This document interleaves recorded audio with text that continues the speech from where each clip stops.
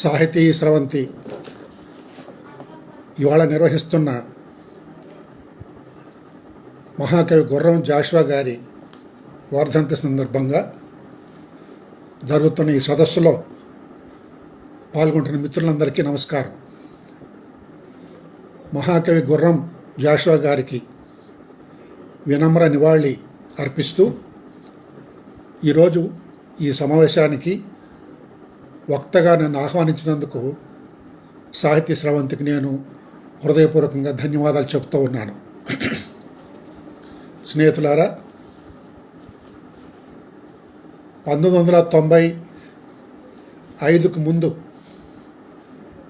తెలుగు జాతి గుర్రం జాషువా గారిని చాలా పరిమితంగానే అధ్యయనం చేసింది.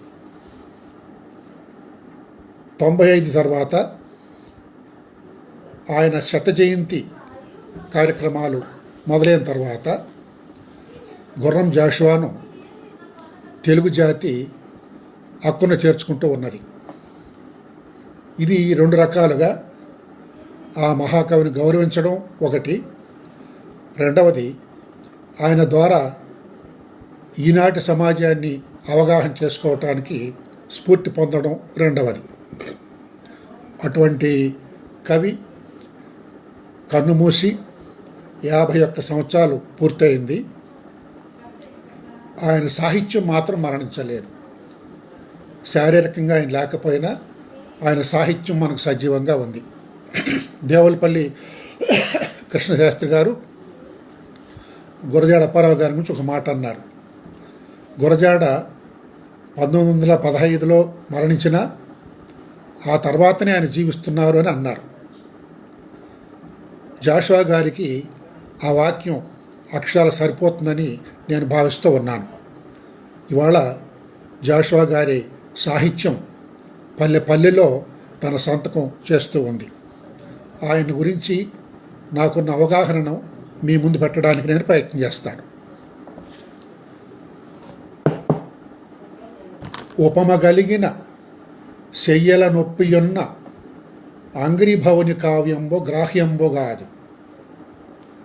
ఉపమగలిగిన శయ్యల నొప్పియున్న అంగ్రీభవుని కావ్యంబో గ్రాహ్యంబో కాదు. పాయసంబైన సంస్కార పక్వమైన పాయసంబైన సంస్కార పక్వమైన కాకజుష్టంబు హవ్యంబు గానియట్లు. అప్పకవి అని ఒక ఆలంకారికుడు మధ్యయుగం చివరి దశలో సాహిత్య లోకంలోకి కులాన్ని పట్టుకొచ్చి చెప్పిన పద్యం ఇది. శూద్రుడు అంగ్రీభవుడు, అంగ్రి అంటే పాదం, భవుడు అంటే పుట్టినవాడు. మనుధర్మశాస్త్రం ప్రకారం పాదంలో నుంచి పుట్టినవాడు శూద్రుడు. శూద్రుడు కవిత్వం రాస్తే ఆ కవిత్వంలో మంచి అలంకారాలు ఉన్న, ఉపమగలిగిన శయ్యల నొప్పి ఉన్న, ఉపమానాలు బాగా ఉన్న, భాష పదజాలం బాగా ఉంటే కూడా అది గ్రాహ్యంబు కాదు, దానిని కవిత్వంగా స్వీకరించడానికి వీల్లేదు. ఎలాగంటే పాయసంబైన సంస్కార పక్వమైన, భగవంతుడికి పాయసం వండి మనం నైవేద్యం పెడుతూ ఉంటారు భక్తులు. ఆ పాయసం ఎంత రుచిగా వండినప్పటికీ కూడా కాకి ముట్టితే దానిని దేవుడికి నైవేద్యంగా పెట్టరు. అలాగే ఎంత గొప్ప కవిత్వం రాసినా శూద్రుడు రాశాడు కాబట్టి అది కవిత్వం కాదు అని ఆయన తీర్పిచ్చాడు. భారతీయ సామాజిక వ్యవస్థలో, భారతీయ సాహిత్య చరిత్రలో ఇంతకన్నా నికృష్టమైన పద్యాలు ఎక్కువ ఉండవు. అటువంటి సమాజంలో గుర్రం జాషువా వంటి ఒక కవి పుట్టడం, కవిగా ఎదగడం, కవిగా గొప్పగా రాణించడం చాలా అరుదైనటువంటి అంశం. కందుకూరి వీరేశలింగం పంతులు, గురజాడ అప్పారావు వాళ్ళు గొప్ప రచయితలు.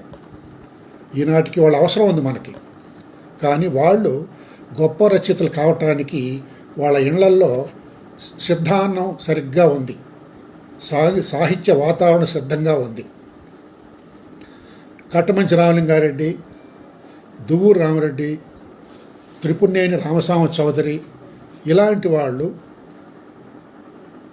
రచయితలుగా ఎదగడానికి కూడా కందుకూరి గురజాడలకు అంత ఉన్నంత లేకపోయినా ఎంతో కొంత ఇంట్లో వాతావరణం అనుకూలంగా ఉంది. కానీ గుర్రం జాషువా, బీర్నిడి మోషే, కుసుమధర్మన్న లాంటి కవులకు రచయితలకు ఆ వాతావరణం లేదు. కాకపోతే జానపద కళా నేపథ్యం వీళ్లకు ఉంది. అందుకోసం జాషువా లాంటి కవులు ఆధునిక కాలంలో కవులుగా రచయితలుగా పుట్టి ఎలా ఎదగలిగారు? అప్పుడు సాధ్యం కానిది ఇప్పుడు ఎందుకు సాధ్యమైందంటే సమాజం మారింది కనుక.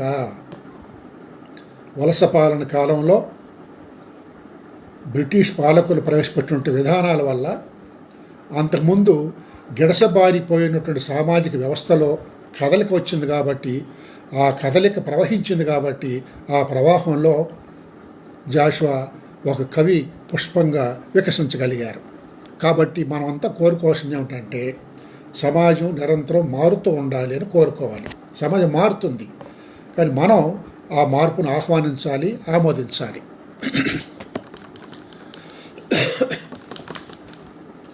కవులు 3 రకాలుగా ఉంటారు. ఒక రకం కవులు వాళ్ళు సాహిత్యం రాసే కాలం నాటికి, వాళ్ళు కవిత్వం రాసే కాలం నాటికే కాలం చెల్లిన వస్తువుల మీద రాస్తూ ఉంటారు వాళ్ళు. అయినప్పటికీ వాళ్ళకు ఒక పెద్ద గుర్తింపు వస్తుంది. ఎందుకంటే సమాజంలో గతకాలపు అవశేషాలు కొనసాగుతూ ఉంటాయి కాబట్టి, వీళ్ళు వాటిని కీర్తించారు కాబట్టి వీళ్ళకి కొంత పేరు వస్తుంది. కానీ సమాజంలో మౌలికమైన మార్పులు వస్తున్న కొలది ఈ కవులు తెర వెనక్కి వెళ్ళిపోతారు.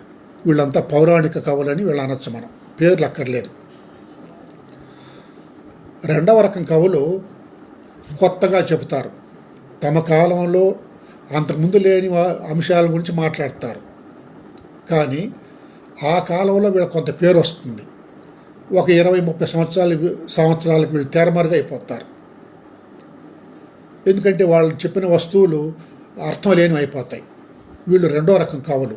మనం భావ కవుల్ని అలా అనుకోవచ్చు. మూడవ రకం కవులు ఉన్నారు. వీళ్ళు తమ కాలంలో కవిత్వాన్ని సృష్టించి అప్పటి సమాజంలో ఆమోదం పొందినా ఆమోదం పొందకపోయినా కాలం నడుస్తున్న కొలది వీళ్ళకి ప్రాసంగికత పెరుగుతూ వస్తుందన్నమాట. ఈ మూడవ రకం కవి మనకు గుర్రం జాషువా. ఆయన కవిత్వం రాసిన కాలంలో ఆయన బాల్యం నుంచి చాలా అవమానాలు భరించాడు. కవిగా అవమానాలు ఎదుర్కొన్నాడు. అయినప్పటికీ ఆయన కవిత్వం ఈ అవమానాల చరిత్రను జయించి సమాజంలో ఆయన మునగాడుగా నిలబెట్టింది. అటువంటి మహాకవికి మనం జేజేలు పలకవలసినటువంటి అవసరం ఉన్నది. జాషువా గారు ఒక పద్యంలో కవిని కన్నతల్లి గర్భంబు ధన్యంబు అన్నాడు. కవిని కన్నతల్లి గర్భంబు ధన్యంబు అన్నాడు. జాషువా గారి తల్లి గర్భము ఈయన పుట్టుక ద్వారా ధన్యమైంది. తల్లి కడుపు చెడపుట్టేటువంటి వాళ్ళు దండిగా ఉన్నారు. కానీ ఆ తల్లి గర్భానికి మంచి పేరు తెచ్చేటువంటి వాళ్ళు కొందరు ఉంటారు. అటువంటి వాళ్ళలో జాషువా ఒకరు. ఆ మహాకవిని గురించి మనం ఇవాళ మాట్లాడుకుంటూ ఉన్నాం. జాషువా గారు 1895లో పుట్టిన విషయము, 1971లో మరణించిన విషయం మనందరికీ తెలుసు. 76 సంవత్సరాలు బతికారు. ఈ 76 సంవత్సరాలలో ఆయన 1917 నుంచి 1966 దాకా 50 ఏళ్ళు రచనా జీవితం గడిపారు. 76 సంవత్సరాల జీవితంలో, వ్యక్తిగత జీవితంలో 50 ఏళ్లకు పైగా ఆయన సాహిత్య జీవితం గడిపారు. ఇది చాలా సార్థకమైనటువంటి జీవితం. ఆయన పుట్టుక వృధా కాలేదని నేను చెప్పదలుచుకుంటున్నది. ఏ వ్యక్తి జీవితంలోనైనా కానీ ఆ వ్యక్తి ఎంతకాలం బతికాడో ఆ కాలంలో 3/2 వంతులు అతనికి ఈ సమాజానికి ఉపయోగపడే పనులు చేయకపోతే అతని పుట్టుక దండగా అని నేను ఎప్పుడూ అనుకుంటూ ఉంటాను. గుర్రం జాషువా పుట్టుక వ్యర్థం కాదు, సార్థకము అని నేను భావిస్తూ ఉన్నాను. ఈ 76 ఏళ్ల జీవితంలో ఆయన దాదాపు 36 రచనలు చేశారు. 36 రచనలు చేశారు. ఒక నవల, 2-3 నాటకాలు, తర్వాత ఏదో చిన్న చిన్నవి పోతే ఆయన నిలకడగా ఆయన రాసింది మొత్తము మనకు ఆయన సాహిత్య సర్వస్వం. ఇది మనసు ఫౌండేషన్ వాళ్ళు వేసినటువంటి జాషువా సాహిత్య సర్వస్వం ఇది. 1654 పుటలు ఉన్నాయి దీంట్లో. 50 ఏళ్లలో ఆయన రాసింది 1654 పుటలు. ఈ 1654 పుటల మీద తెలుగు జాతి ఇప్పటికే దాదాపు ఒక 10,000 పుటలకు మించినటువంటి విమర్శను, పరిశోధనను సృష్టించింది. గురజాడ అప్పారావు గారు కూడా 1600 చిల్లర పేజీలు రాస్తే ఆయన మీద కూడా దాదాపు 15,000 పుటల విమర్శ వచ్చింది. గుర్రం జాషువా గారి మీద కూడా అంతే విమర్శ వచ్చింది. ఈ పుటల వ్యవహారం ఏమిటంటే ఆ కవిని మన తెలుగు జాతి ఎంతగా అధ్యయనం చేసింది అని ఒక సూచన మాత్రమే అది. మొదట్లో ఆయన పౌరాణిక సాహిత్యమే రాశారు. హిందూ, క్రైస్తవ పౌరాణిక రచనలు చేశారు. హిమధామార్కధర పరిణయము, కన్యకా పరమేశ్వరి ఇలాంటి కావ్యాలు మొదట్లో కొన్ని రాశారు. రుక్మిణీ కళ్యాణము, చిదానంద ప్రభాతము, ధ్రువ విజయము, కుశలవోపాఖ్యానము, చిన్నా నాయకుడు లాంటి కొన్ని చారిత్రక పౌరాణిక రచనలు చేశారు. ఎప్పుడు 1917 నుంచి. అయితే 1926లో శివాజీ రాయడం ప్రారంభించారు. అంటే ఆయన రచనా జీవితం మొదలైన తర్వాత 10 సంవత్సరాల దాకా ఆయన ఏదేదో రాసుకుంటూ ఉన్నారు. 1926 నుంచి ఆయన చాలా సీరియస్ సామాజిక రచనలు చేశారు. ఎనుదిరగకుండా చేశారన్నమాట. అది ఆయన గొప్పతనం.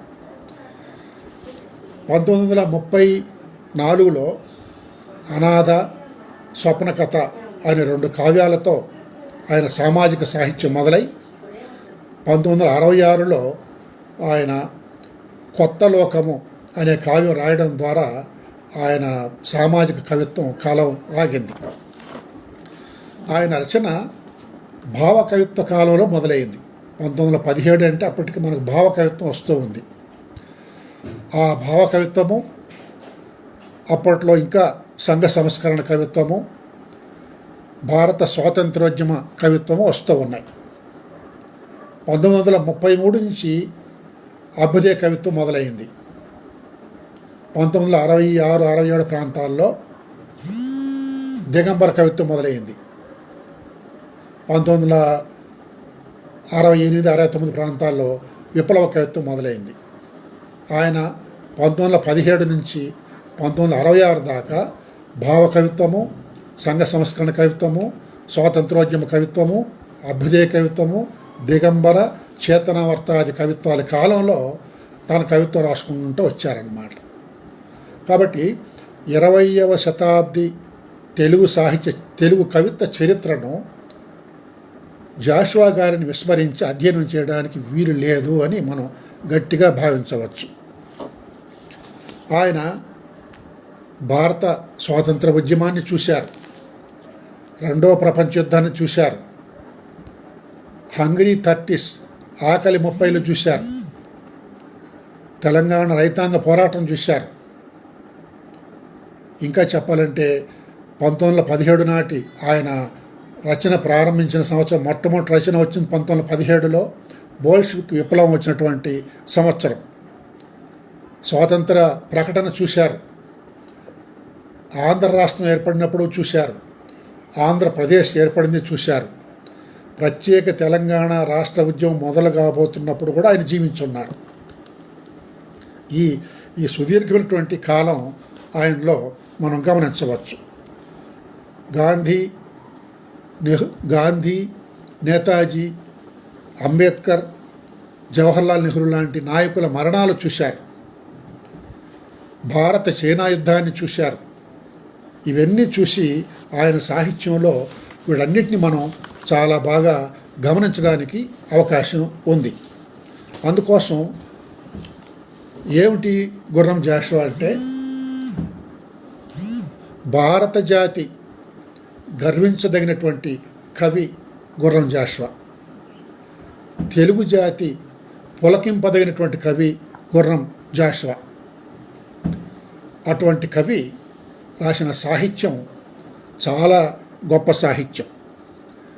జాషువాను ఒక మాటలో వివరించాలంటే ఆయన హీఈస్ ఏ కంప్లీట్ పొయట్. గుర్రం జాషువా ఒక సంపూర్ణ కవి అని మనం అనొచ్చు. కంప్లీట్ పొయట్. ఏమిటి ఈ మాటకు అర్థం?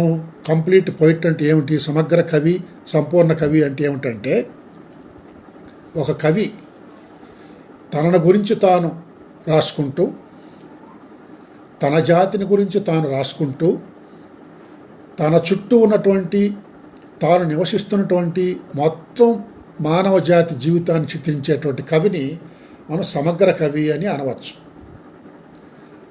ఒక కవి తనను గురించి తాను రాసుకుంటూ, తన జాతి జీవితాన్ని గురించి రాసుకుంటూ, తాను నివసిస్తున్న మొత్తం సమాజం యొక్క జీవితాన్ని చిత్రించినటువంటి కవిని మనం సంపూర్ణ కవి లేదా సమగ్ర కవి అని నిర్వచించుకుంటే, గుర్రం జాషువా గారు సంపూర్ణ కవి, సమగ్ర కవి.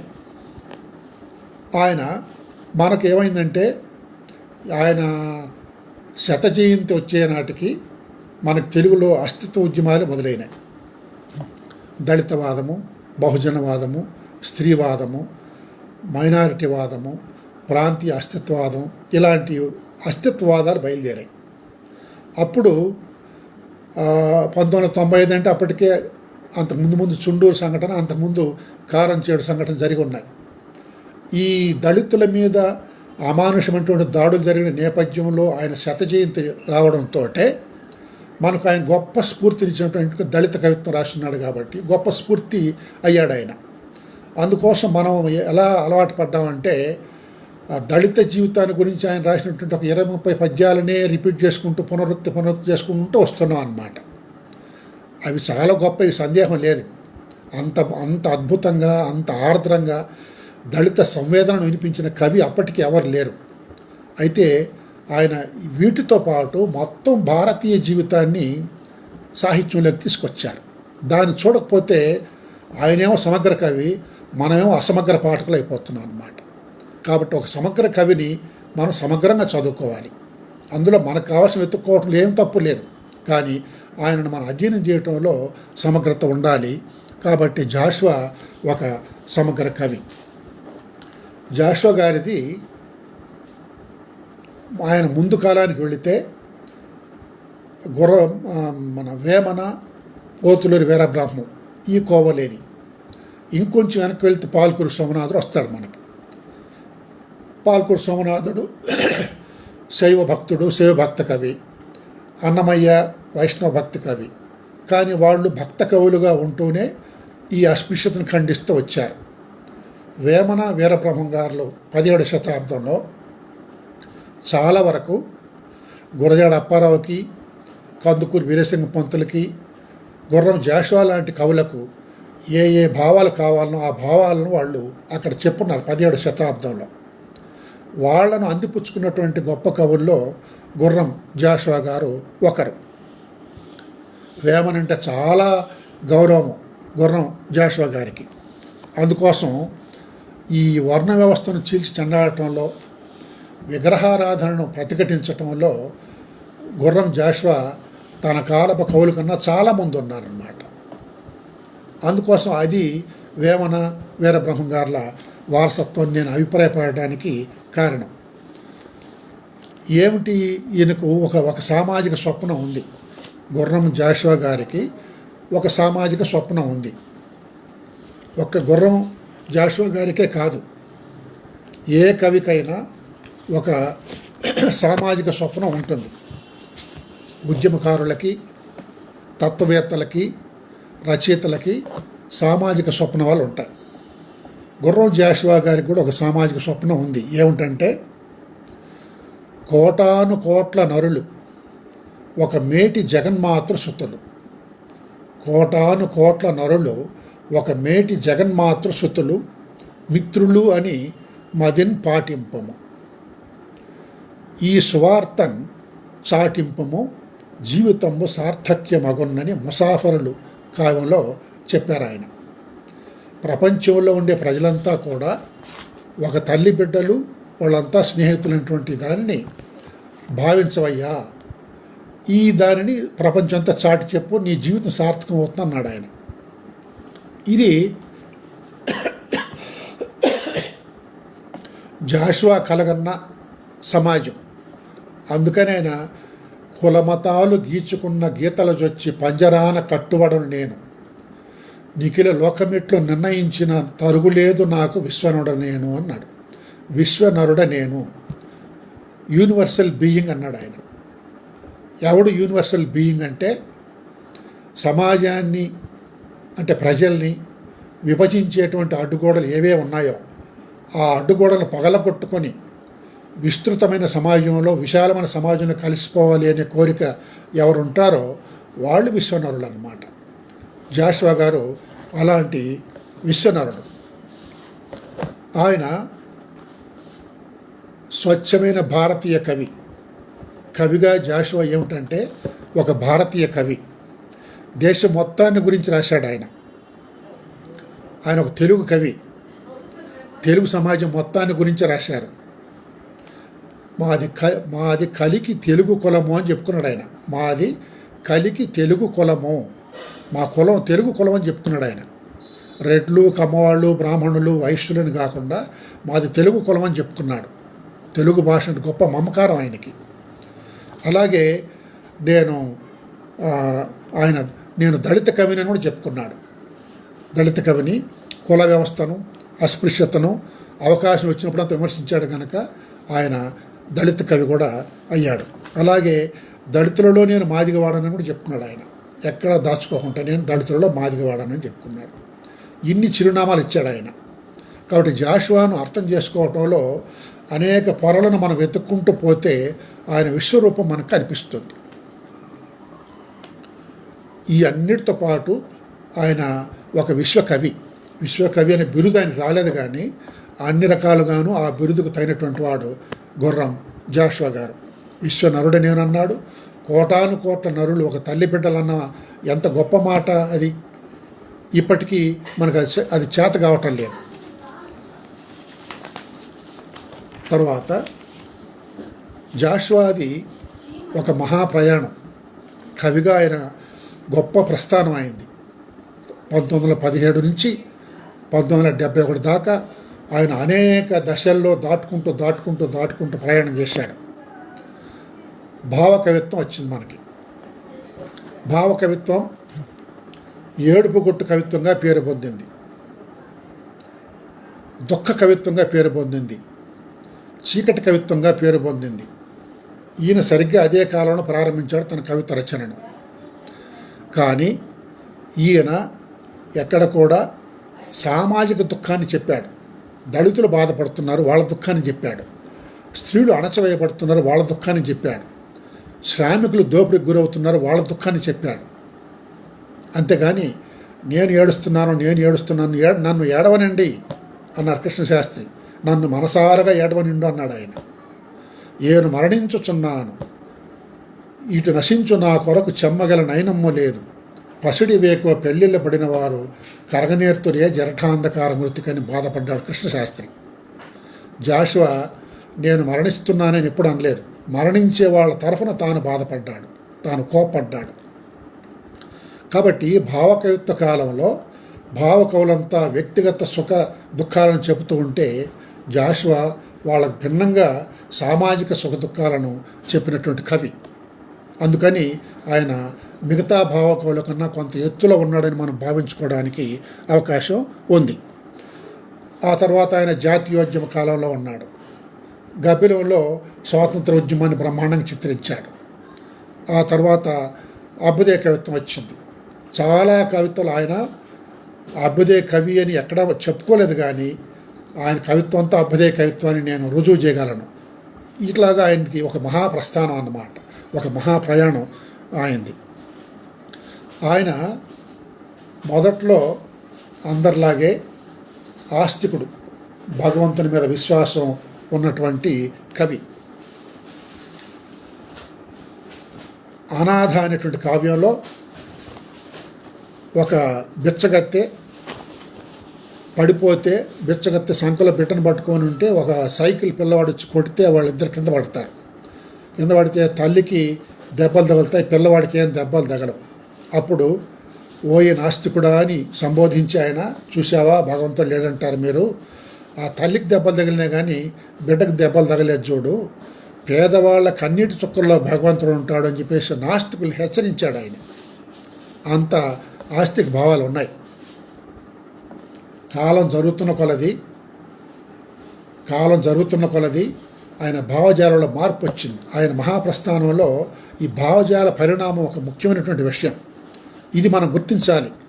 ఈరోజు మనం కొన్నిటిని విమర్శిస్తున్నాం, కొన్నిటిని విమర్శించటం లేదు. మనకు విశ్వాసాలు ఉండే వాటిని దాచిపెట్టి మనకు విశ్వాసం లేని వాటిని విమర్శిస్తూ కూర్చున్నాం.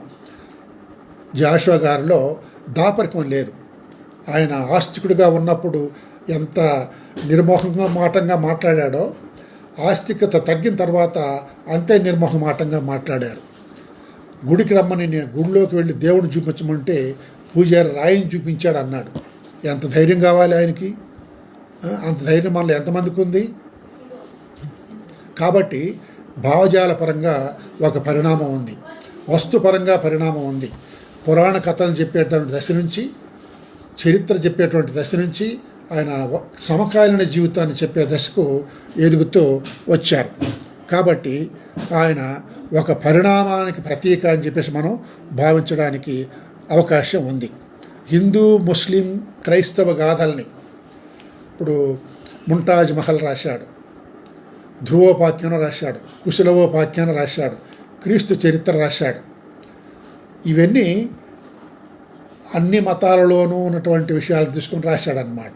ఆయనకి ఈ మతం గొప్పది, ఈ మతం తక్కువది అనే అభిప్రాయం లేదు.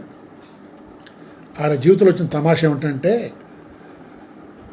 హిందూ కథలు రాస్తున్నారని క్రైస్తవులు అతన్ని వెలివేశారు.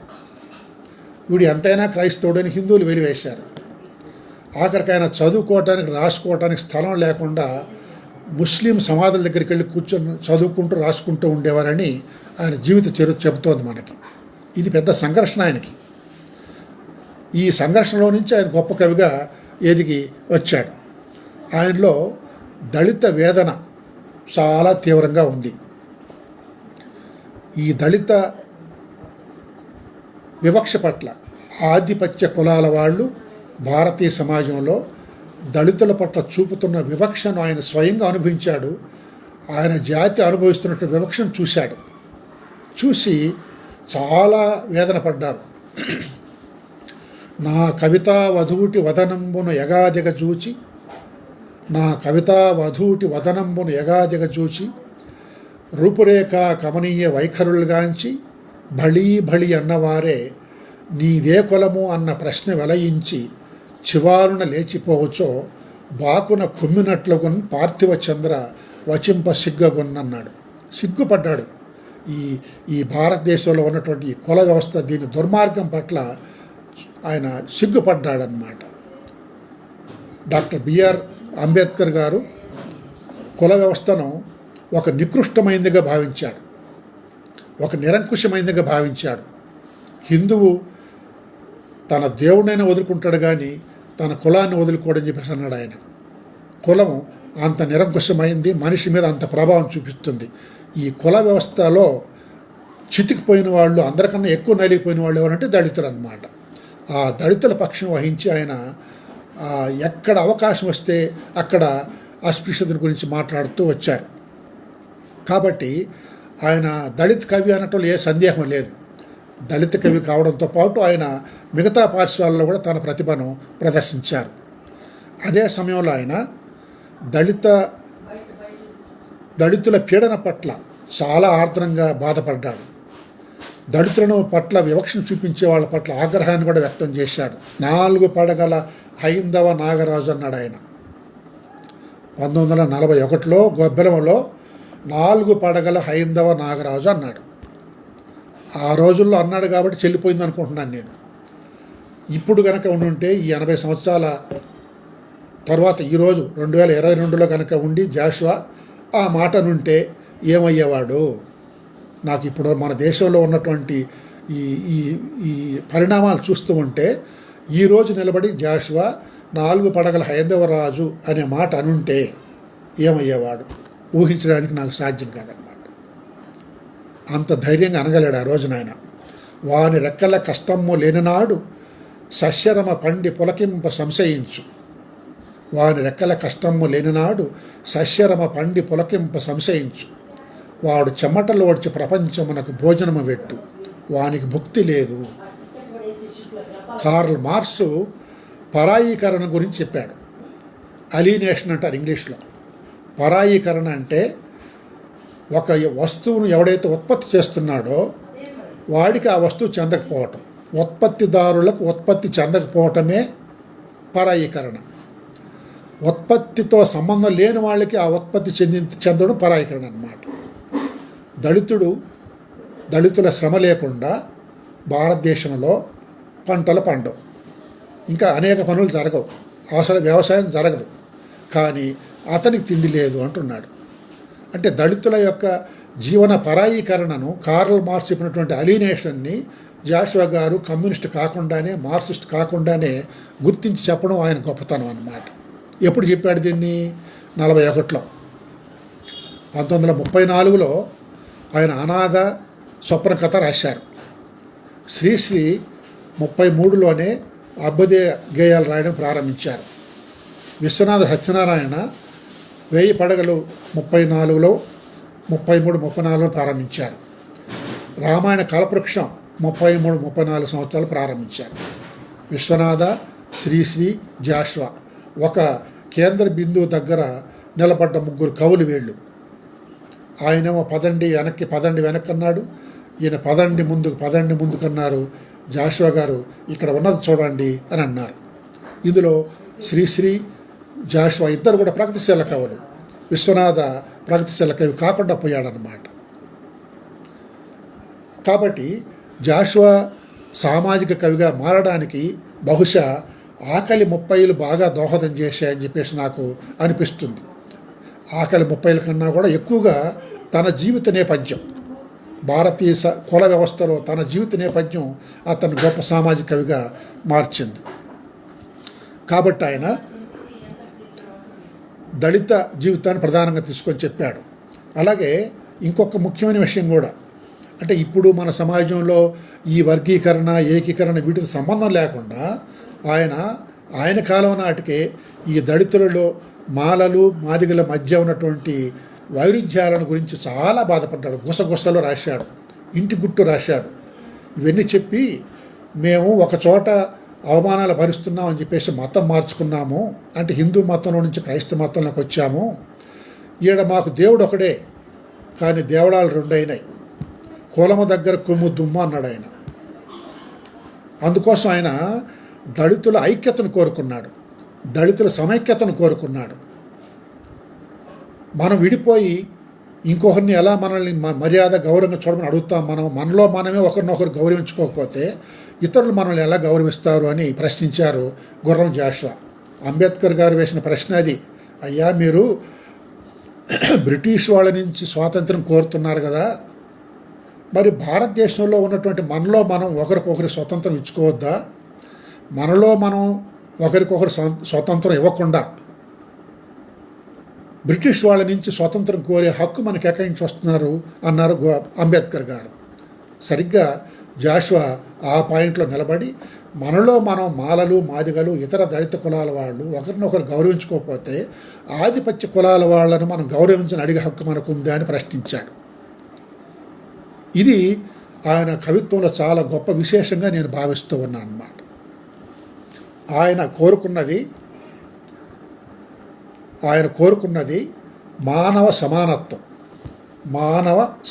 అంతా మనుషులంతా ఒక్కటి అని. డాక్టర్ బిఆర్ అంబేద్కర్ గారు ఏమన్నారంటే, సామాజిక విప్లవము, సాంఘిక విప్లవము, రాజకీయ విప్లవము, ఆర్థిక విప్లవం, ఈ 3 విప్లవాలు ఉన్నాయి.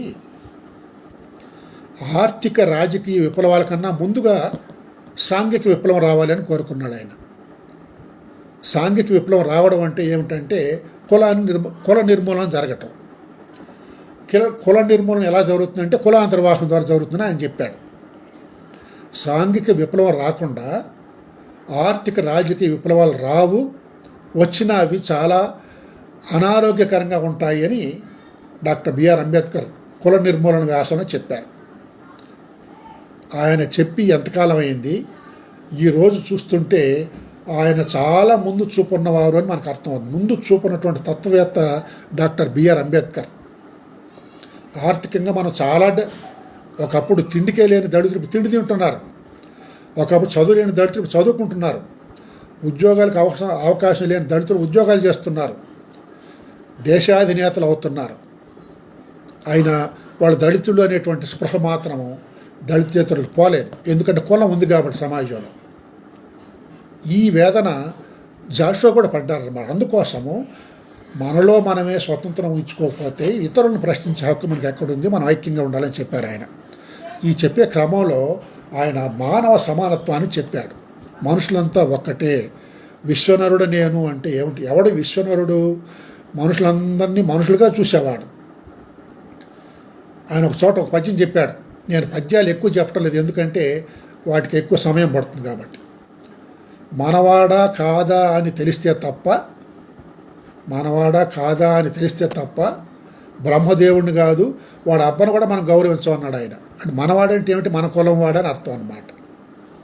మనకు పల్లెల్లో మనం ఇటీవల నాకు బాగా అనుభవం, చిన్నప్పుడు మా ఇంటికి ఎవరైనా వస్తే మన వర్ణం ఏమిటి నాయన అని అడిగేవాళ్ళు.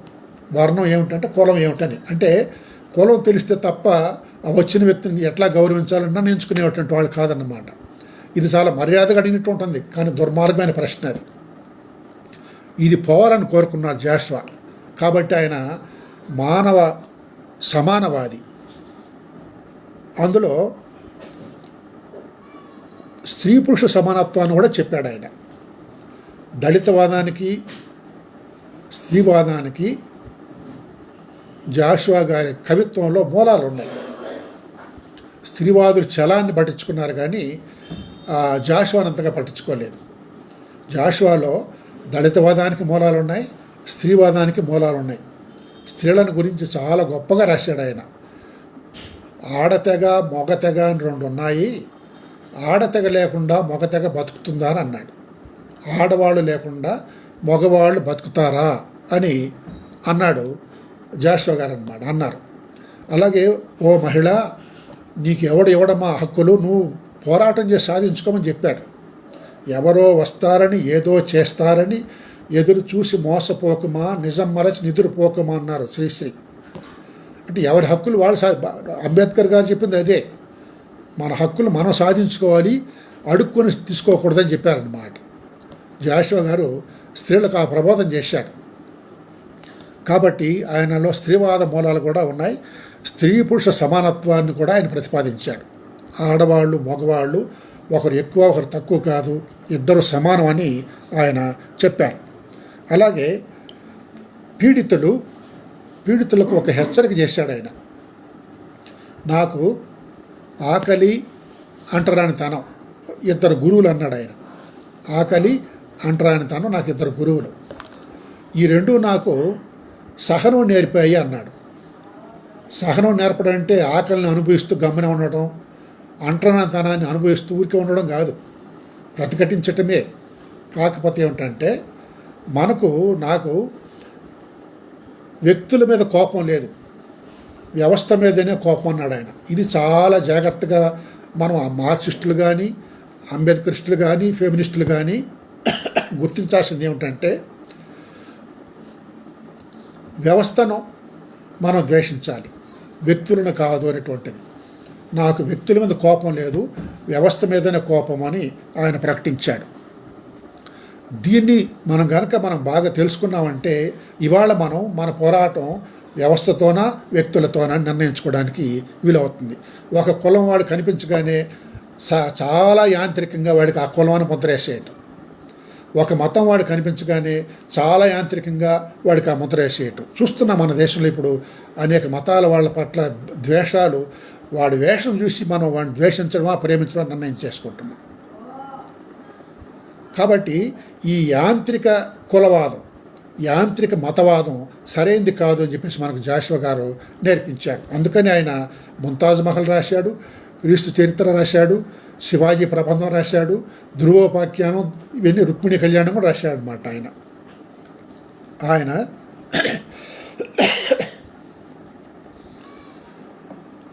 ఇంకొక గొప్ప అభిప్రాయం నాకు జాషువా గారి మీద ఉన్నది ఏమిటంటే, ఇప్పుడు దేశభక్తి అనేటువంటిది పెద్ద చర్చనీయాంశంగా ఉంది. ఏది దేశభక్తి అని? దేశభక్తి అంటే ఇప్పుడు ఆధిపత్యవాదులు చెబుతున్నది ఏమిటంటే, మెజారిటీని ఆమోదించటం, మెజారిటీ విశ్వాసాలనే అందరి విశ్వాసాలుగా ఆమోదించటం దేశభక్తి అని. లేకపోతే ఈ దేశంలో ఉన్న సకల విషయాలను ఏమాత్రం విమర్శించకుండా, వ్యతిరేకించకుండా ఆమోదించటం, లేదా వాటి పట్ల మౌనం వహించటమే దేశభక్తి అని ఈరోజు ప్రచారం జరుగుతుంది. కానీ మొన్నటిదాకా దేశభక్తి ఇది కాదు. మన దేశాన్ని జాషువా గారు భారతదేశాన్ని ప్రేమించినంతగా చాలామంది కవులు ప్రేమించలేదు, నేను గట్టిగా చెప్పగలను. ఆయన గొప్ప దేశభక్తుడైన కవి. ఆయన శ్రీకృష్ణదేవరాయలు, నన్నయ్య, తిక్కనాది రాజులను గురించి, కవులను గురించి, భారతీయ కాళిదాసుని గురించి, వ్యాసుని గురించి, వాల్మీకిని గురించి గొప్ప గొప్ప పద్యాలు రాశాడు ఆయన. భారతదేశ చరిత్ర మీద చాలా గొప్ప గొప్ప కవితలు రాశాడు ఆయన. ఆయన గొప్ప దేశభక్తుడు. ఆయన దేశభక్తుడు కాకపోతే ఇంకెవరు దేశభక్తులు ఉండరు.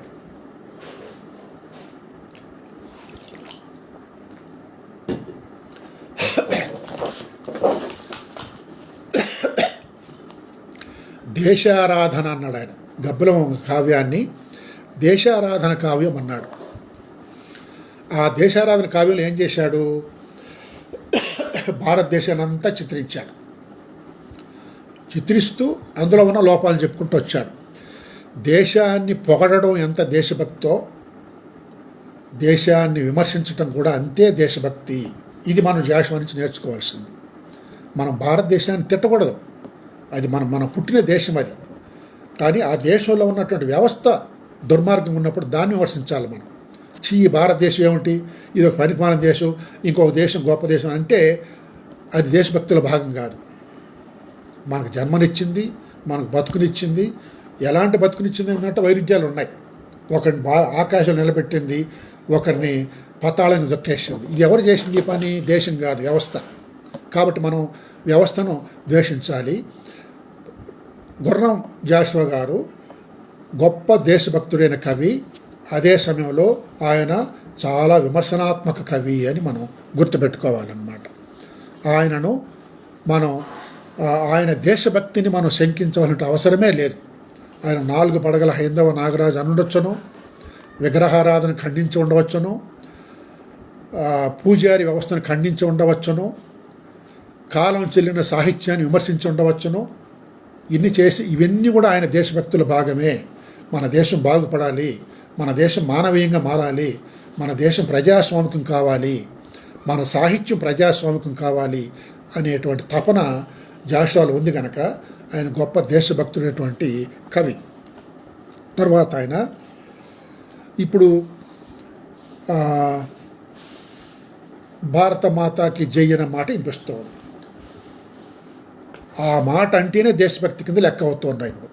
మనం మన దేశానికి జై కొట్టడానికి మనమేమి వెనకాడవలసిన అవసరం లేదు. అయితే అందరూ గమనించాల్సింది, భారత మాతాకి జై అనేవాళ్ళు, భారత మాతాకి జై అని అనవం అనేటువంటి వాళ్ళందరూ కూడా గుర్తించాల్సింది ఏమిటంటే, ఒక వ్యవస్థలో ఎవడు లాభం పొందాడో, ఎవడు గౌరవం పొందాడో, ఎవడు ప్రయోజనాలు అనుభవించాడో వాడు నిస్సందేహంగా జై కొడతాడు.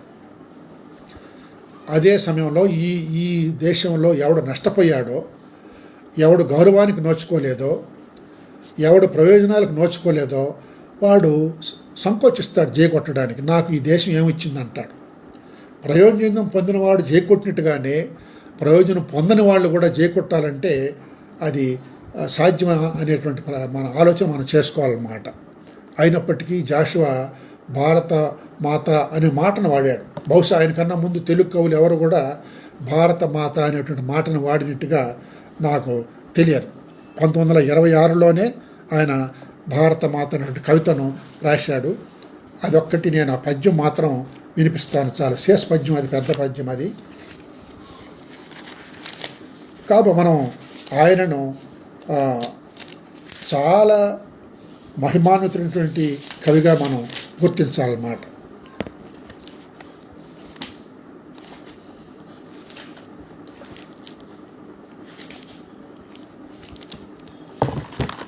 సకల సంపత్ సమేత నా భరతమాత అని ఆయన ఒక గొప్ప పద్యం రాశాడు.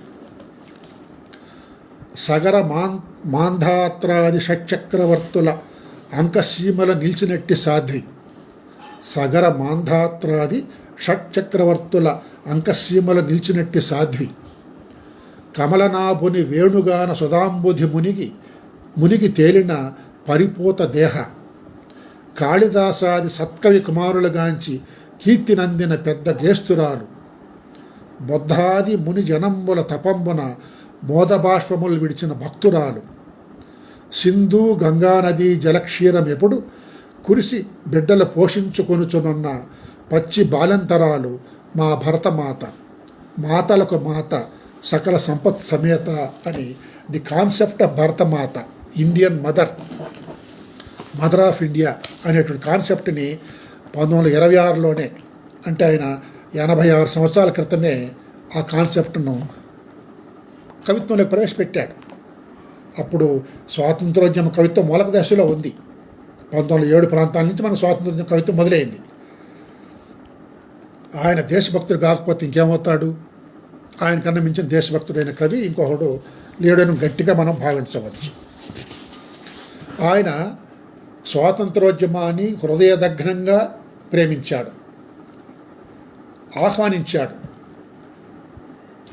దళితులందరినీ స్వాతంత్ర ఉద్యమంలో పాల్గొనమని పిలిచాడు. ఆయన పిలుపునిచ్చాడు. ఓ దళిత సోదరులారా, గాంధీ మహాత్ముల నాయకత్వంలో స్వాతంత్రోద్యమం నడుస్తూ ఉంది, మీరంతా అందులో పాల్గొనండి, స్వాతంత్రం వచ్చిందంటే మన భాగం మనకు దక్కుతుంది అని ఆయన దళితులను స్వాతంత్ర ఉద్యమంలోకి ఆహ్వానించాడు. గాంధీజీ అంటే ఎనలేని గౌరవము మహాకవి గుర్రం జాషువా గారికి. అదొక చర్చనీయాంశం. ఇప్పుడు ఆయన గాంధీయన్ కవి, అంబేద్కరియన్ కవి అనే చర్చ జరుగుతూ ఉంది. అది వేరే విషయం, నేను ఇప్పుడు దాని జోలికి వెళ్ళటం లేదు. కాబట్టి ఆయన భారత స్వాతంత్ర ఉద్యమానికి సంపూర్ణమైన మద్దతు ఇచ్చారు. గరిమెళ్ళ సత్యనారాయణ లాంటి కవి ఎలా స్వాతంత్రోద్యమ కవో, గుర్రం జాషువా గారు కూడా అంతటి స్వాతంత్రోద్యమ కవి. గాంధీజీ నాయకత్వాన్ని పూర్తిగా సమర్థించారు. ఆయన చనిపోయిన తర్వాత బాపూజీ అనే కావ్యం రాశాడు.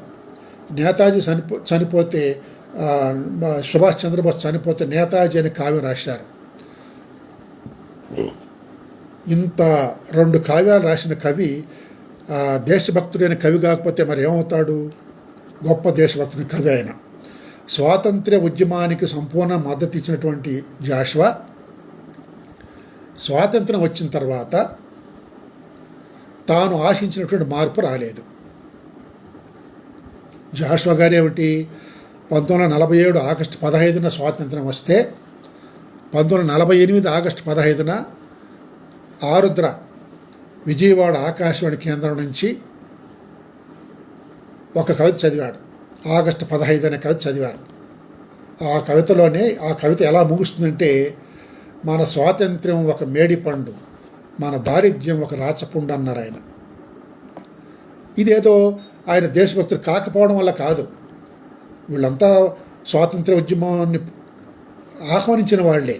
కానీ స్వాతంత్రం వచ్చిన తర్వాత ఏర్పడ్డ ప్రభుత్వాలు స్వాతంత్రోద్యమంలో ప్రజలకు ఏ ఆశలు కల్పించారు, ఏ ఆకాంక్షలు ప్రజలు వ్యక్తం చేశారో ఆ ఆకాంక్షలు నెరవేర్చకపోవడం వల్ల, ఆ ఆశలు నెరవేరకపోవటం వల్ల కవులు ఆ ఉద్యమ ఫలితాలను విమర్శించారన్నమాట.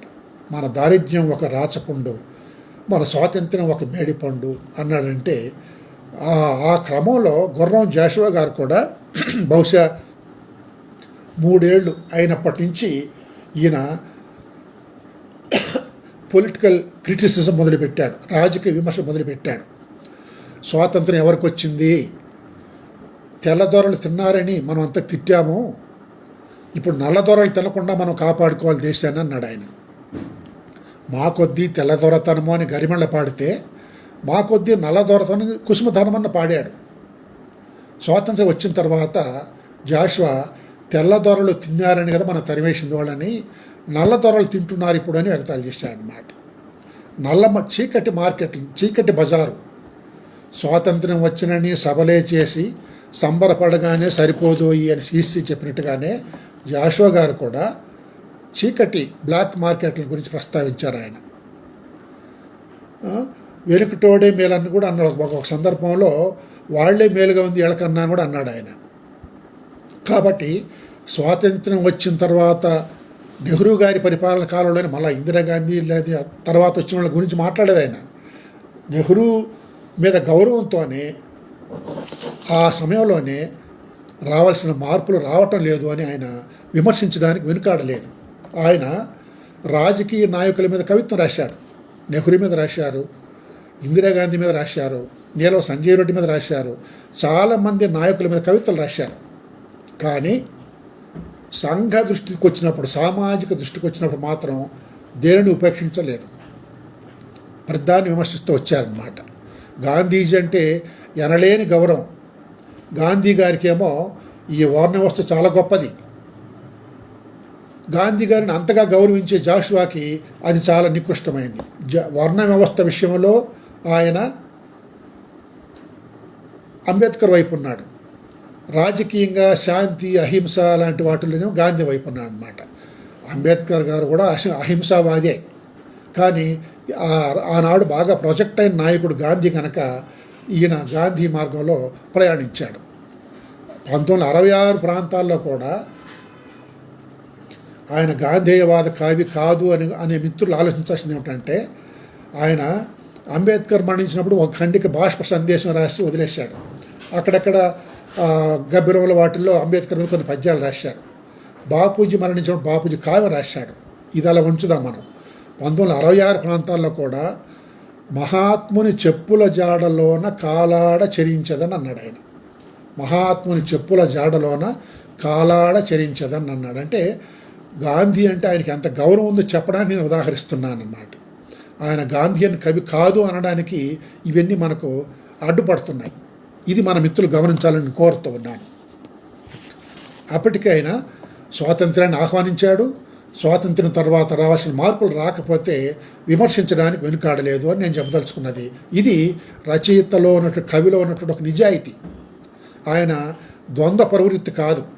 మొదట్లోనే ఆయన మాటలో ఒక రకంగా ఉంటున్నా, చేతలో ఒక రకంగా ఉంటున్నా విమర్శించాడు. మాటలో చేతలో ఒకే రకంగా ఉండాలని కోరుకున్న కవి గుర్రం జాషువా ఇవాళ మన వ్యవస్థలో కళ్ళ ముందు కనిపిస్తూ ఉంది. ప్రజాస్వామ్య, లౌకికవాద, సామ్యవాద, సార్వభౌమ రాజ్యం అని రాసుకున్నాం. సోషలిస్ట్, డెమోక్రటిక్, సోషలిస్ట్, రిపబ్లికన్ రాసుకున్నాం మనం. ఎక్కడ ప్రజాస్వామ్యము, ఎక్కడ సామ్యవాదము, ఎక్కడ లౌకికవాదము?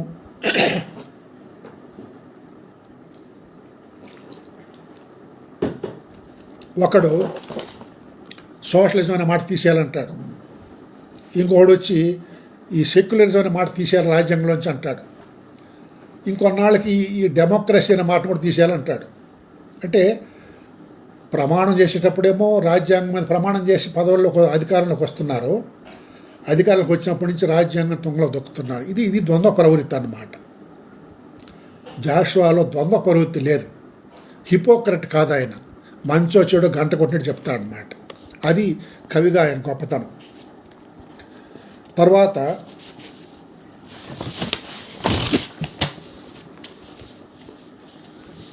ప్రతి కవికి ఒక తాత్విక నేపథ్యం ఉంటుంది. ఎవరో గురువులు ఉంటారు. జాషువా గారికి గురువులు ఉన్నారు. ఎవరా గురువులు అంటే చెప్తానునండి. ఆయన ఒక ముగ్గురిని ప్రధానంగా గురువులుగా పెట్టుకున్నాడు. మిగతా వాళ్ళు కూడా ఉన్నారనుకోండి. ఒకరు గౌతమ బుద్ధుడు, రెండవ ఆయన యేసుక్రీస్తు, మూడవ ఆయన మహాత్మా గాంధీ.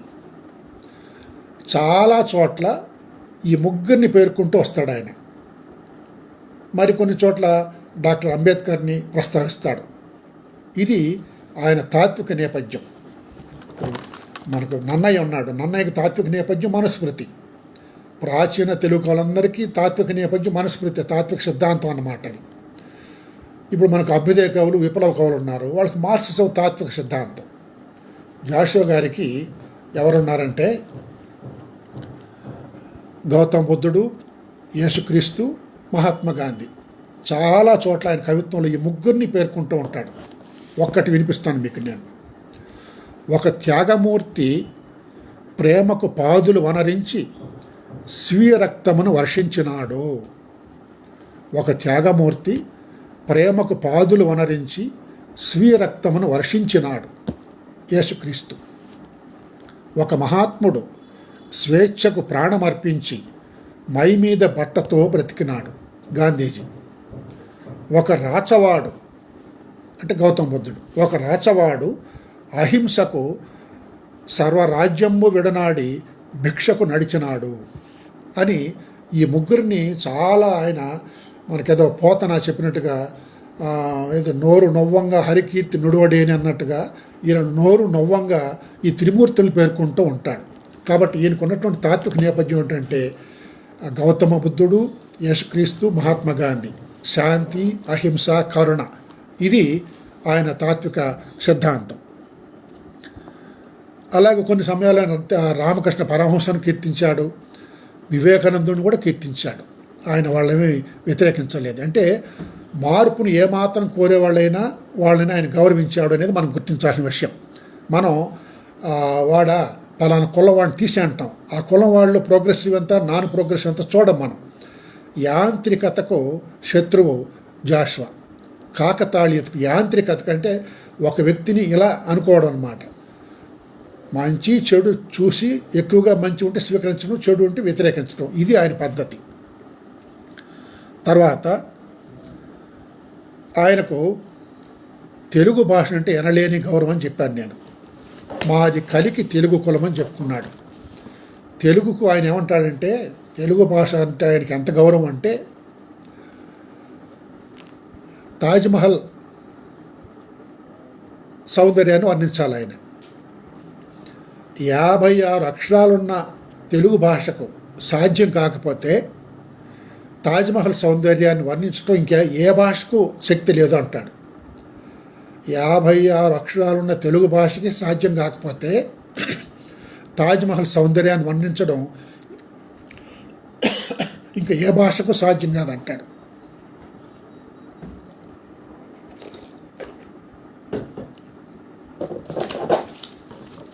చూడ తెలుగు భాష శక్తి ఎంత తెలుసు ఆయనకి.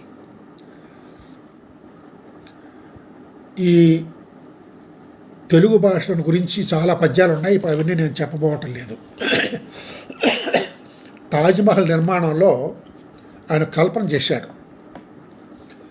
ఏం కల్పన అంటే, షాజహాను తన భార్య స్మృతి చిహ్నంగా ఒక నిర్మాణం చేయాలనుకున్నాడు. దానికి ప్రకటన చేశాడు. అనేక నమూనాలు వచ్చాయి, కానీ ఆయనకి ఏ నమూనా నచ్చలేదు. ఒక్క నమూనా నచ్చింది. ఏమిటంటే, తనలాంటి భార్యను పోగొట్టుకున్నటువంటి ఒక దళితుడు ఒక బొమ్మ తయారు చేశాడట. ఆ బొమ్మ నచ్చిందట. తెలుగు కూలీలు తాజ్మహల్ నిర్మాణంలో ఉన్నారని చెప్పాడు ఆయన. తెలుగు కూలీలని తాజ్మహల్ నిర్మాణానికి పట్టుకుపోయాడు. ఇలాంటివి చూస్తే మనకు ఆయన తెలుగు తనం పట్ల, తెలుగు చరిత్ర పట్ల, తెలుగు భాష పట్ల ఎంత మమకారం ఉందో తెలుస్తుంది. ఆనాడే ఆయన ఆంగ్ల ఆధిపత్యాన్ని వ్యతిరేకించాడు. ఆంగ్ల భాష ఆధిపత్యాన్ని, మన జీవితంలోకి ఆంగ్ల జీవిత విధానం ప్రవేశించడాన్ని ఆనాడే వ్యతిరేకించాడు గుర్రం జాషువా. మరి ఈరోజు మనం అంతా ఆంగ్లేయమయం అయిపోయింది. ఇప్పుడుంటే ఆయన ఏమన్నాడో మనకు చెప్పలేమన్నమాట. అలాగే ఆయన కమ్యూనిజాన్ని స్వీకరించలేదు, కమ్యూనిజాన్ని ఆమోదించినట్టుగా కూడా ఎక్కడలేదు. కానీ చిట్ట చివరికి ఆయన కమ్యూనిజాన్ని ఒప్పుకున్నాడు. కొడవటి టెక్కెమో అన్నాడు ఆయన. ఈ పేదవాళ్ళకి అంతో ఇంతో గౌరవము కమ్యూనిస్ట్ పార్టీలో కనిపిస్తూ ఉంది, ఇంకెవడు దిక్కులేదు పేదవాళ్ళకని చిట్ట చివరిలో 66లో అన్నాడు. కొడవటి టెక్ సామ్యవాదుల దగ్గరే ఈ పేదవాళ్ళ గౌరవం ఉందని ఆయన కమ్యూనిజం వైపు కొంత మొగ్గినట్టుగా మనకు చివరిలో అనిపిస్తుంది అన్నమాట. నేను ఒకసారి ఆయన శత జయంతి ఉత్సవాలప్పుడు ఉస్మానియా విశ్వవిద్యాలయంలో జరిగిన సెమినార్కి వెళ్ళాను. లవణం గారు వచ్చారు, వారు అల్లుడు.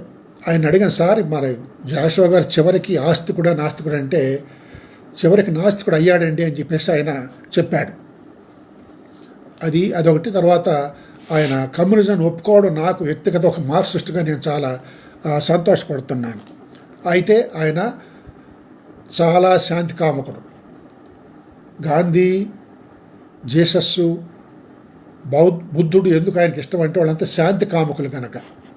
అయినప్పటికీ చైనాతో భారతదేశానికి యుద్ధం వచ్చినప్పుడు ఆయన చైనా దురాక్రమణ పట్ల చాలా ఆగ్రహం వ్యక్తం చేశాడు, పౌరుషాన్ని వ్యక్తం చేశాడు.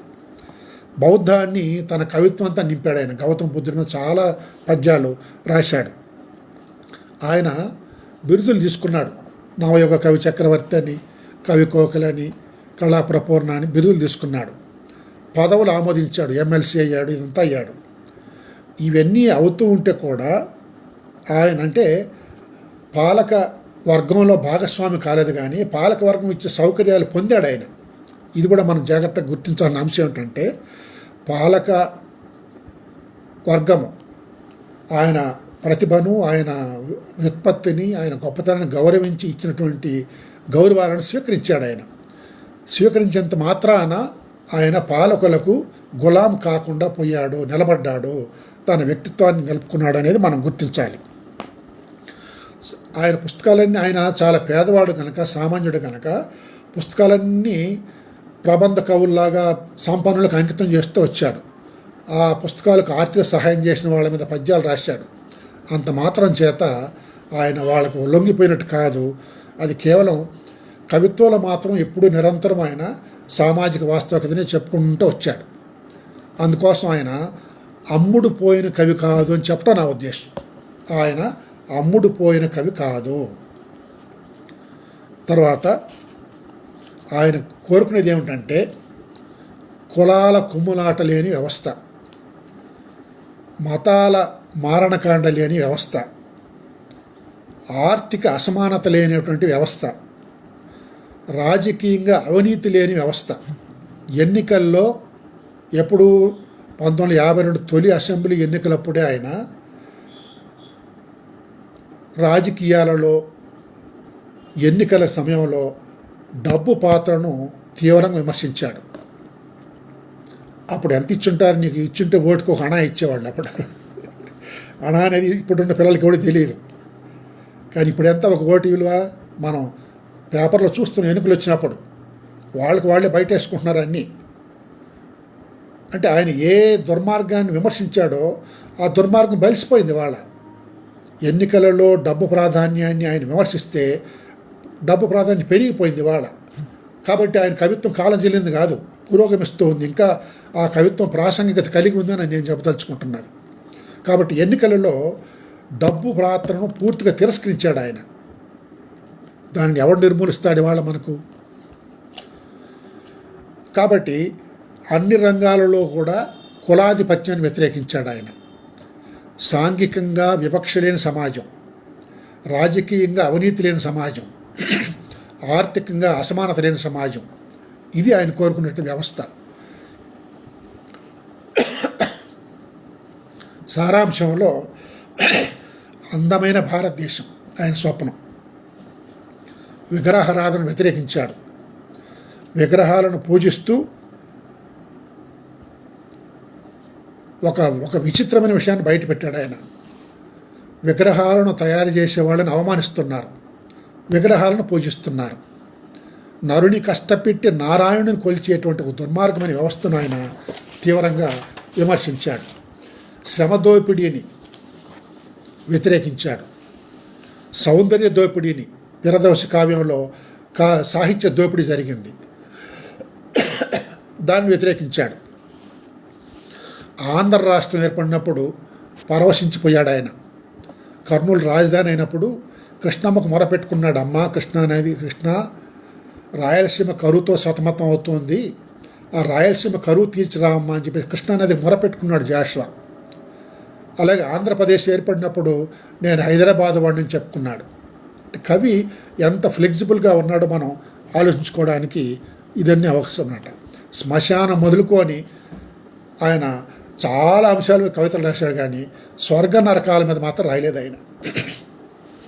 స్వర్గం నరకం మీద మాత్రం ఆయన పద్యాలు రాయలేదు, శ్మశానం మీద రాశాడు. ఎందుకంటే శ్మశానం వాస్తవం, స్వర్గం నరకం మానవ కల్పితాలని ఆయన అభిప్రాయం.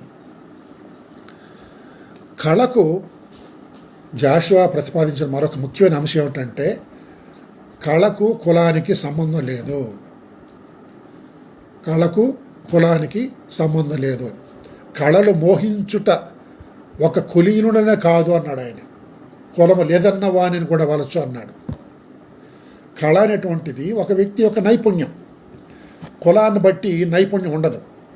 ఒక శిల్పాన్ని లేదా ఒక పద్యాన్ని ఎవరైనా రాయొచ్చు. పద్యం రాసిన వాళ్ళంతా కవులు. కవిత్వం రాయడానికి ఈ కులం వాళ్ళు మాత్రమే తగిన వాళ్ళు అనేటటువంటిది ఆయన ఏనాడు ఒప్పుకోలేదన్నమాట.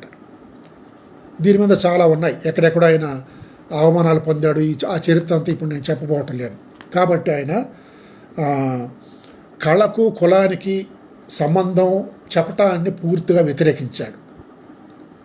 చక్కని కవితకు కులం ఏమిటయ్యా, కులం నిర్ణయించేటువంటి ఇంకెందుకు కవిత్వం అని అన్నాడు ఆయన. కవిత్వంలో కులం ఉండకూడదు, కవిత్వం రాసే వాళ్ళని కులం దృష్టిలో చూడకూడదు అని. కాబట్టి చక్కని కవితకు కులమే ఎక్కువ తక్కువలు నిర్ణయించినచో అన్నాడు.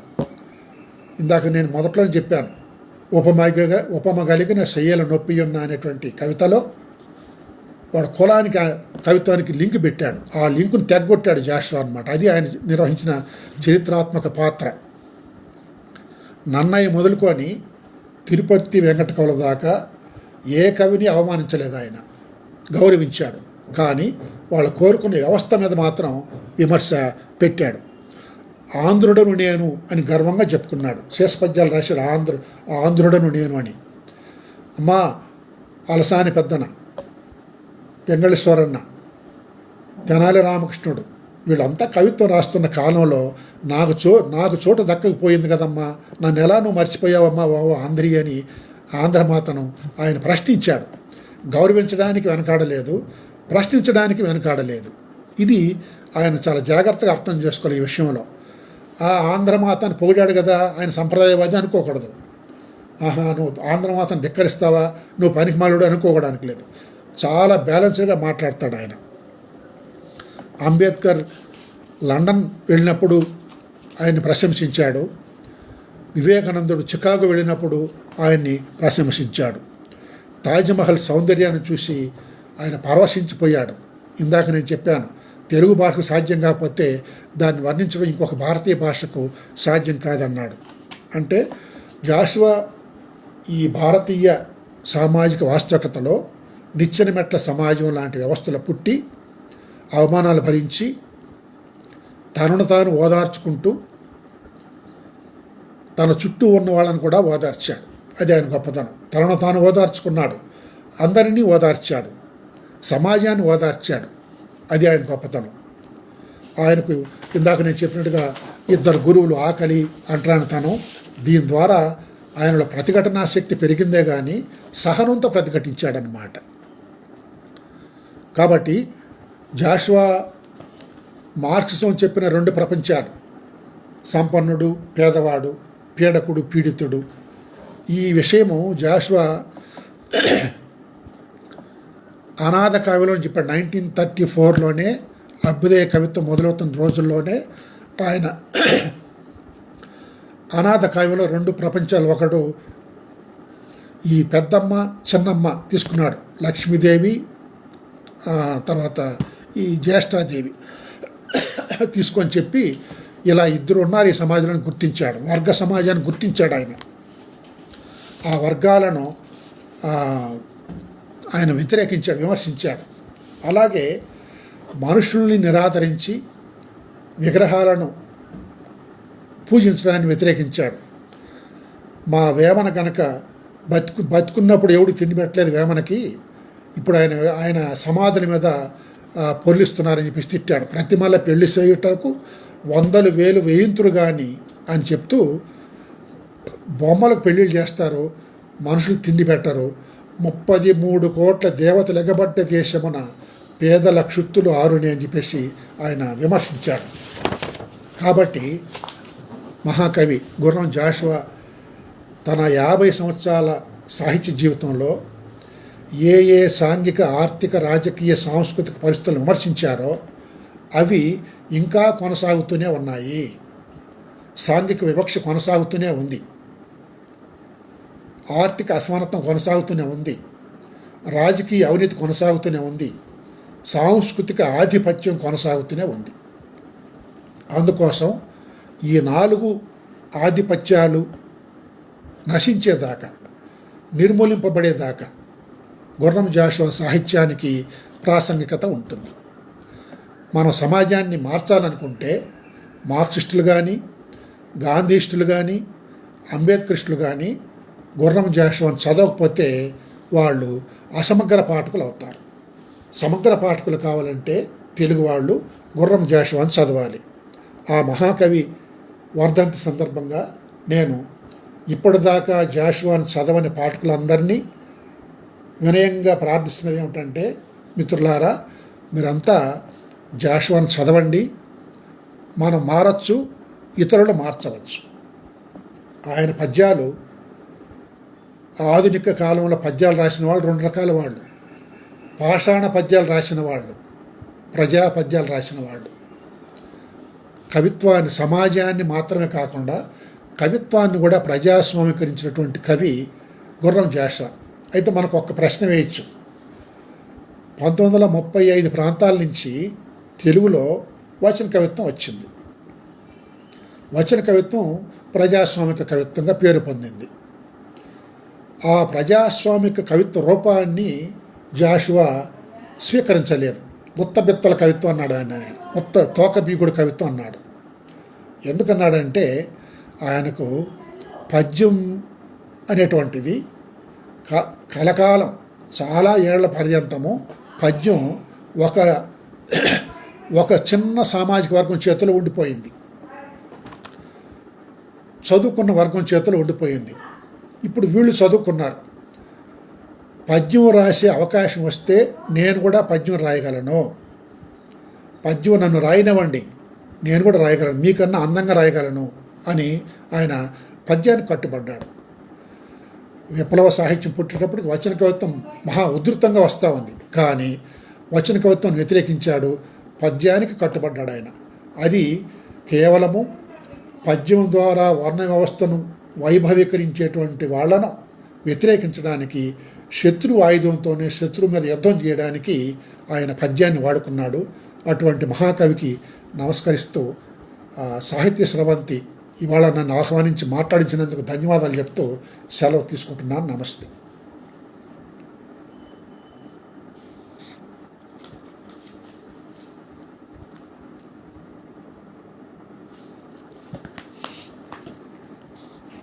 మంచి మంచి అభిప్రాయాలు వ్యక్తం చేశారు మిత్రులు.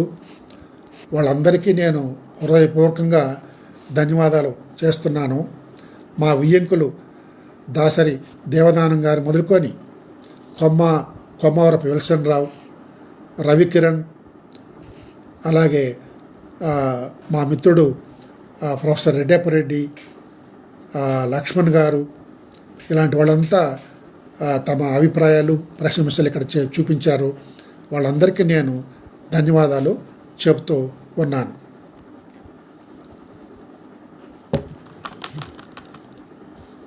ఇంకా విరమిస్తాను మిత్రం మోహన్.